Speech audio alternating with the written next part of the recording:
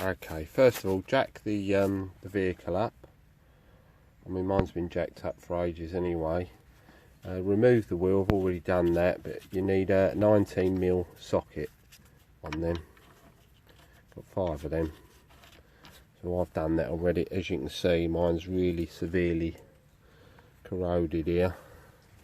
And first of all, I'm going to show you to remove the shock absorbers here, the spring and the shock, and you can see there, that's all mega corrosion there, a whole lot. I've done the other side with great difficulty. Look at it, the state of it. But anyway, first of all, you need a 17mm socket under here. See, there's a bolt under the shock absorber there. See there? And first of all, you're going to have to clean that up with a wire brush. Get as much debris as you can off of that. Make it easier, and then your socket won't slip. And then spray it up with WD-40, all sort of in here and in that bit as well there. And right, in actual fact, once I've cleaned it up, because there's so much rust on it, it is a 16mm. But I've just been turning this. I've got a massive bar on there, see, extension bar, and that was actually twisting the shock absorber around. So yeah, so just keep going until the whole bolt is out. That's all you need to do. Okay, then you've got the next one at the top. Mine's covered in bitumen, so you'll have to clean all that excess off as best as you can. Get it all off. Keep going with it. And yet again, spray that with WD there. And if you can see, behind the rear as well, spray that up where it bolts into, because that goes all the way through there. So from behind, spray that up with WD as well.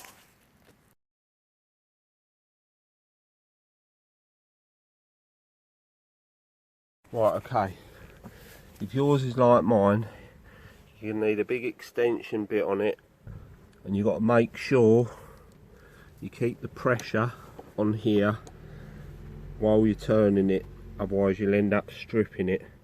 I didn't think I was going to get that out, but it is coming out.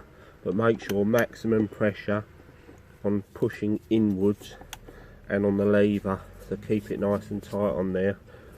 So that's been on there 25 years. This is what 25 years does sitting on a vehicle. I'm in a bit of trouble with the one down below. The one on the opposite side I've got off. See there, that's what the bolt looks like there. Goes in there, and that goes in the bottom there. What's happened is that is obviously snapped off, or it's rusted from the shock absorber, and that is just turning this part. And then the top bolt, which goes into the top there from the other side, the part on the bodywork has broke off. Right, so now what I've got sitting up there like that is the bolt's still in there with this chopped off there, and that's rusted into the cylinder which is inside the top of the shock absorber there. So somehow I've got to cut that off and try and release that, heat it up and push that through. And the bottom one, not sure what I'm going to do, but the actual shock absorber now there, the spring, that's fairly easy to get off now. All we do is like a jemmy bar, something like that. Look, watch, it's virtually off anyway, because as soon as you get that shock absorber off there, the spring, you just got to push that down.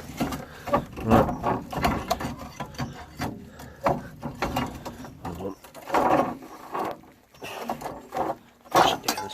possible and then lever it off, that's all. And then that just plops off of there like that. You just got the plate at the top there. I'm going to take all that off and renovate all that. Same with all this caliper. Look at the state of that. I might have to get a new caliper there. I have got a kit, so it might clean up, I'm not sure yet. I'm still stuck on this. As you see at the top there, see what I've done cutting with the angle grinder. So it's going to be a heat up job and try and bash it through.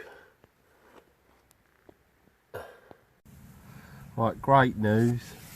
What I've managed to do is get the bar in between there. See where I've cut that off with the angle grinder before.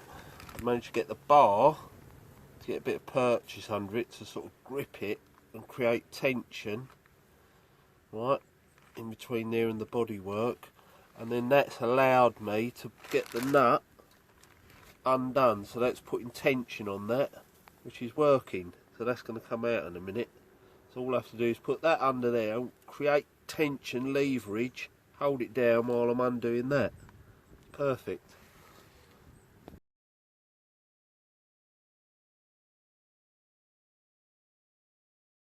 Right, that's the bit at the top.